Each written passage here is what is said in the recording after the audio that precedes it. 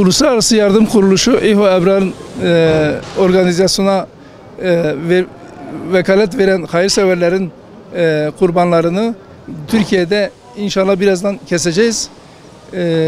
Ve yarından itibaren de mağdur ailelere, kimsesiz ve mağdur ailelere dağıtacağız. Allah-u Teala onların hayırlarını kabul etsin.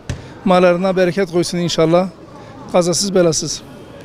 Bizdeki kayıtlara göre yaklaşık 2000 aileye kurban eti vermeyi düşünüyoruz.